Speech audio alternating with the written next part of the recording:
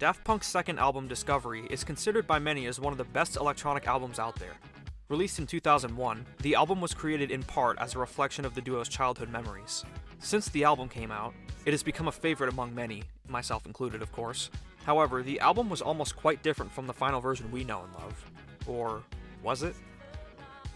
In the early 2000s, a supposed leaked beta version of Discovery popped up on peer-to-peer file sharing services such as Napster.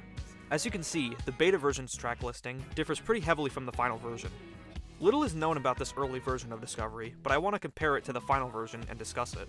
I haven't seen many people talk about it, and I've known about this supposed leak for some time, so I thought it would be interesting to make a video about it and showcase it to people that may have never heard about it before. The tracks on this album fall under 3 different categories: a track present on the final version but altered in some way, a track that shares a name with one on the final version but is otherwise entirely different, or a track not present on the final version at all. But anyway, without further ado, let's jump into it. The opening track of the beta version, like with the final, is One More Time. The only real difference with this version, aside from the lower audio quality, is that it ends with the fade out instead of leading into the next track. This makes perfect sense though, as One More Time was already released as a single a year before the album was. Not much else to say for this one, so let's move on to the next track, Aerodynamic.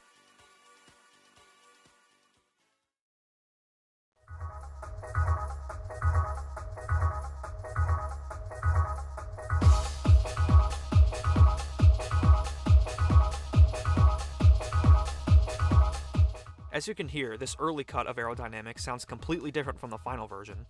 What we have here is a repetitive house track, based around a loop that is filtered in different ways throughout the course of the song. There's also a small breakdown that brings in these siren-like synths.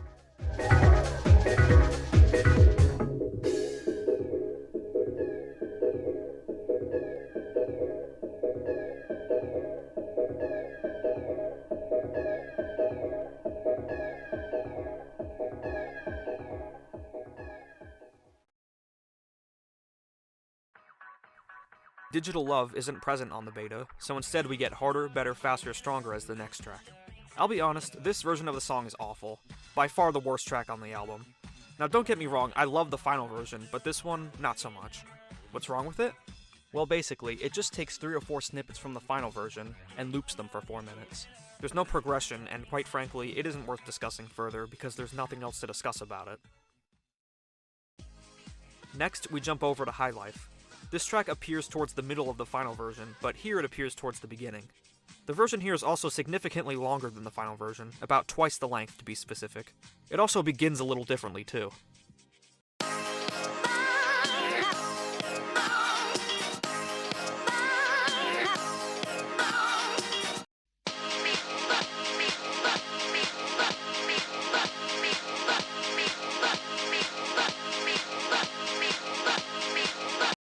Aside from that though, it's pretty much an extended mix of the final version.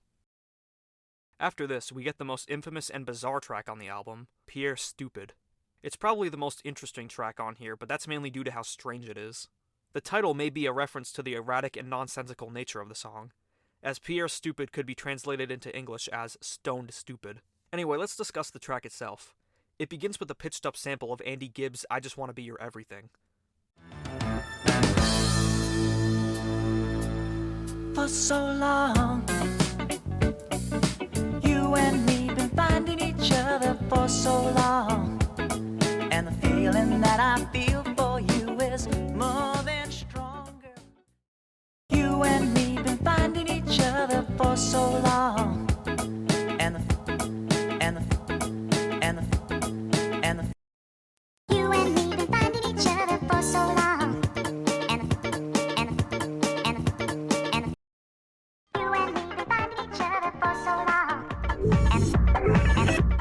After this, we transition into this super distorted and blown out funk loop, and then... I'll just play it for you.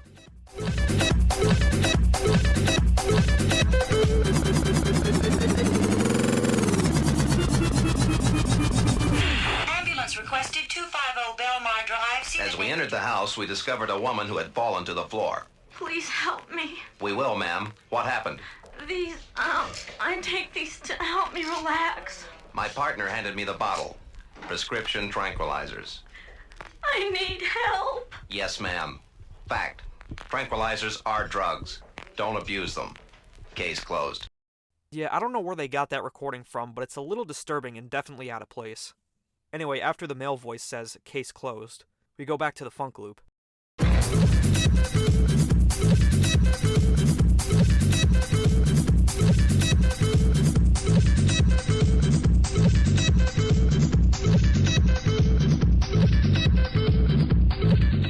Following that, the song basically shits itself again, and we're greeted with more bizarre vocal samples.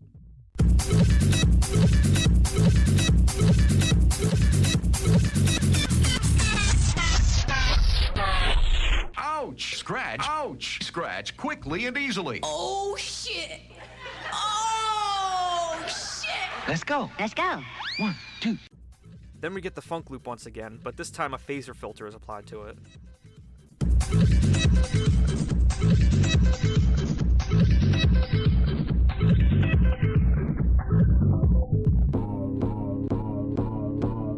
Next we get this super pitched down vocal snippet that gradually gets pitched back up before the track more or less starts over again.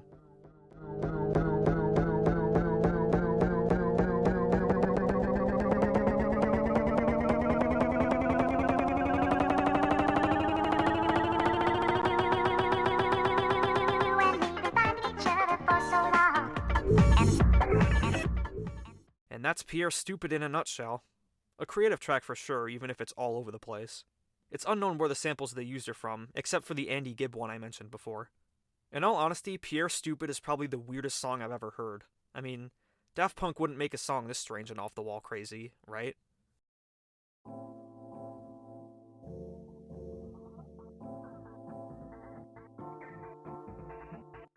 Turn Out the Sound is next, and this is another weird track that's nowhere to be found on the final version, although it's not nearly as weird as the previous track. It begins with a soft synth pattern, before the main synth line and percussion track fade in.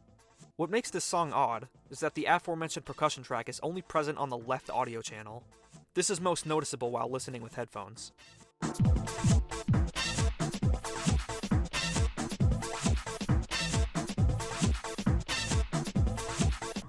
After about a minute in, these whistly synths come in, and a few seconds later we get this weird EQ'd vocal loop.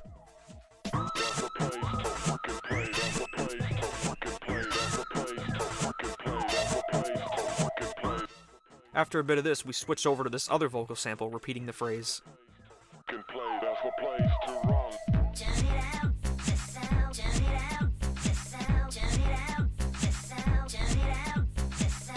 Accompanied by a synth bass.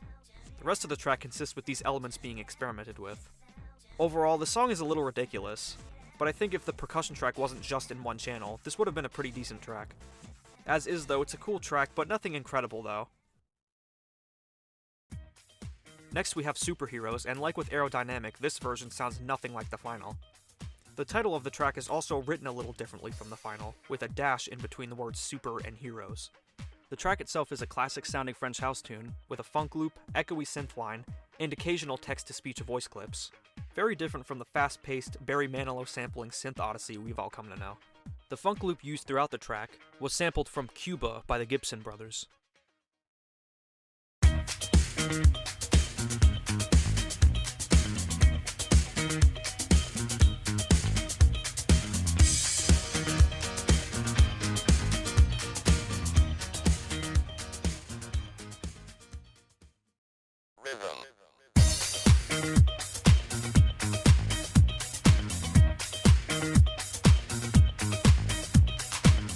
Cuba was produced by Daniel Vanguard, who is the father of Thomas Bangalter.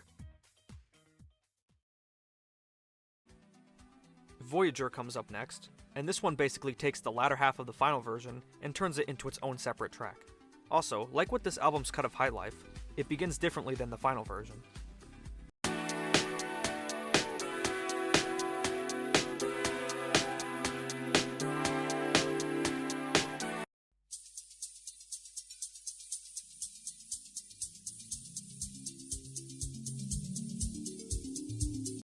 It also has a different ending. It ends in a similar way it began, only with a low-pass filter instead of a high-pass filter. Veritas Quo is the track on here I have the least to say about, as it's basically the same as the final, except there's a strange rough cut when the drum machines begin to fade in.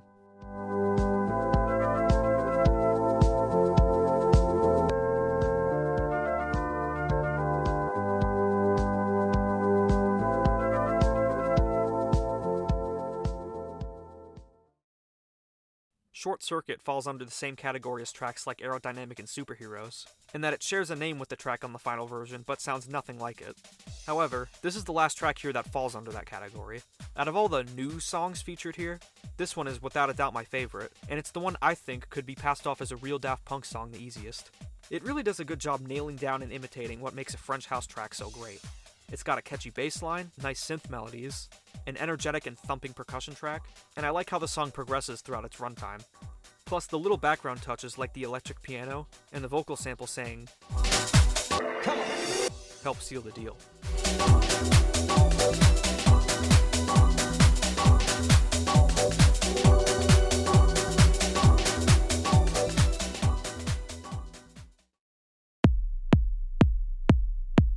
After this we get Vietnam, and this one is sort of interesting. It begins simply with a kick drum before this whooshy sounding loop comes in. Then the main synth line fades in on top of it, and the track goes from there.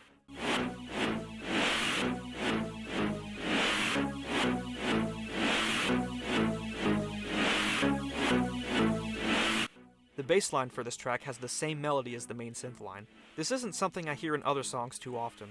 Anyway, at the 2 minute and 11 seconds mark, we get this brief but cool sounding section, where the main synth melody is reversed and a drum machine pattern is added on top of it.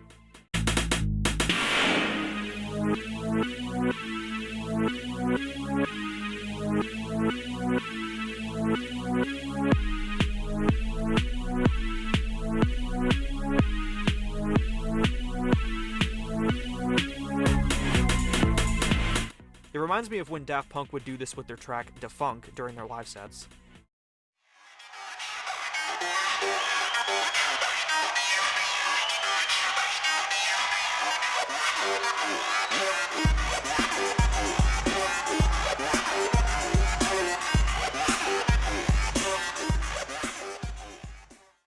There is also this repeating echoey synth that appears throughout the track. It can be heard most clearly at the 3.5 minute mark.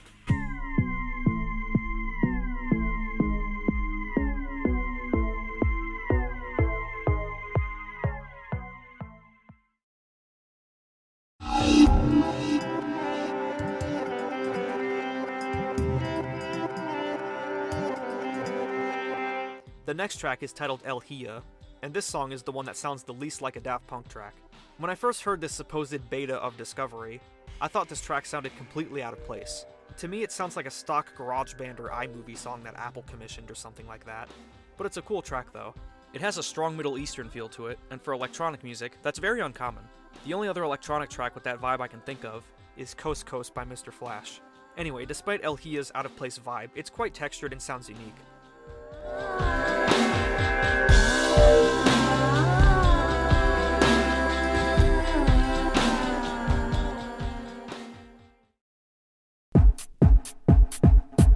Second to last on the album is Daft's Groove. This is the longest track on the album, coming in at a little over 8 minutes. It also interpolates part of the bass line from Daft Punk's earlier song, Around the World.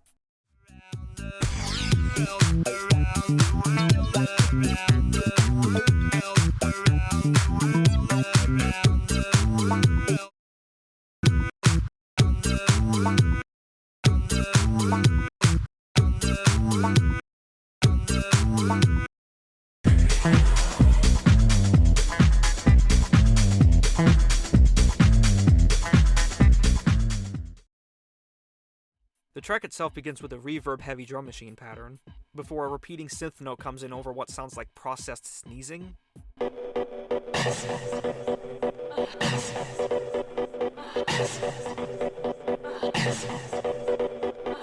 Anyway, after this the drum machine pattern comes back, over the bass line, and occasionally these whoosh sound effects come in, similar to Vietnam.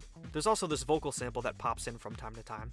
It's a pretty minimalistic track, but it's a fun one nonetheless.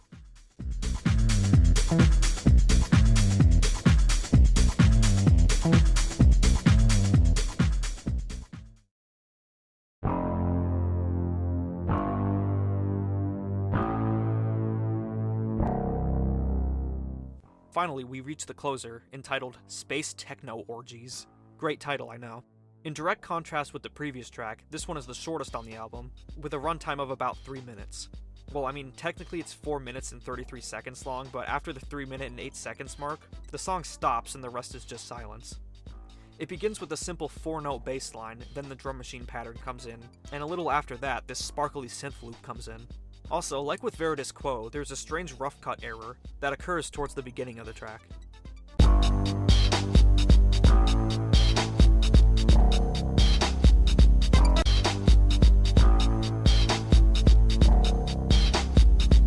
That's pretty much it for this one. It's probably the most bare bones track on the album.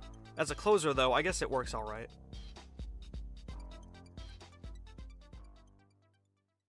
So, is this supposed early leaked version of Discovery legitimate? Well, in case you couldn't figure it out, no, it isn't. I'll go over some of the things that debunk this. One such piece of evidence comes in the form of Short Circuit. As you heard earlier, this album's version of Short Circuit sounds nothing like the final. However, we know that Short Circuit was likely one of the earliest tracks produced for Discovery. Take a listen to the first few seconds of Alive 1997. This is a recording of the duo performing live on November 8th, 1997.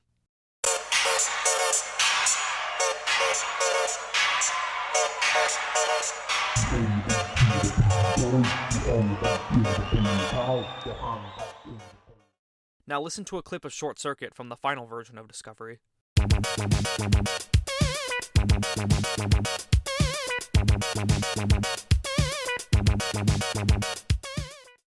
Furthermore, the real authors behind the tracks, Daft Groove and Pierre Stupid, were discovered. Daft Groove was actually made by American producer Todd Terry. From what I could gather, this track was first released in the year 2000 under the alias CLS. It was included as the last track on a 12-inch EP entitled Unreleased Project EP 2, and this song would subsequently be re-released on other mediums over time. You can tell that the person, or people, who compiled the beta version of Discovery simply just ripped this track from the vinyl, as the record noise is audible for the first couple seconds of the track.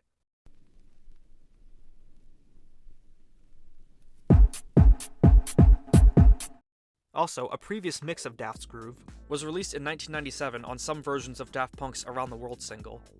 Here, it's labeled as a remix instead of an original track. The name of this version is titled Around the World Tease Frozen Sun Mix. While it is quite different from Daft's Groove, the two tracks do contain a few of the same elements.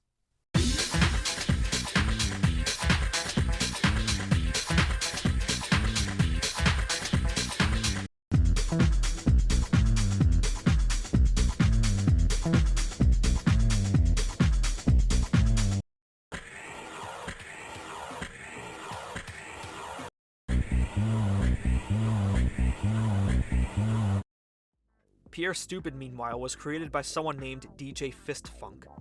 According to a blog called Off the Radar, Fistfunk was bored one day, so he decided to mash up some random samples, add some effects, and then share the finished product to Napster as Daft Punk New Album 2000 Promo, Pierre Stupid. After some digging, I found someone named Fistfunk on YouTube and other social media platforms.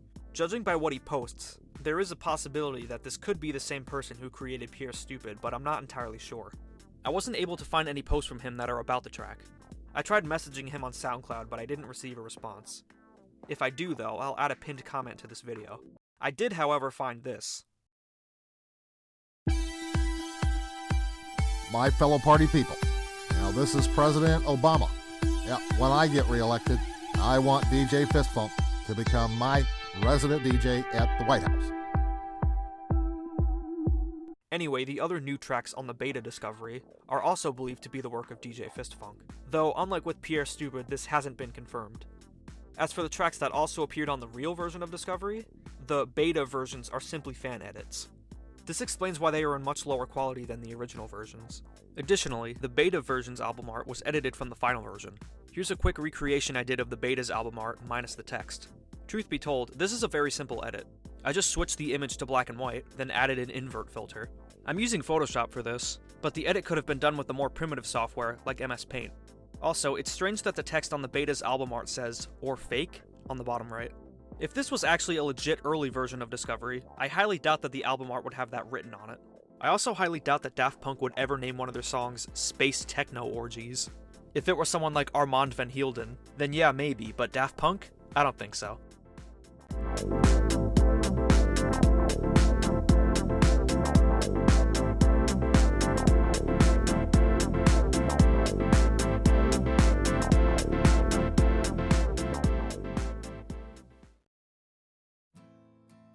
Even though this hoax happened a long time ago, I haven't seen much discussion about it like I said at the beginning of the video.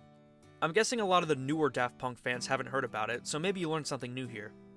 Anyway, that's it for this video. As always, I want to thank you for watching and I hope you enjoyed.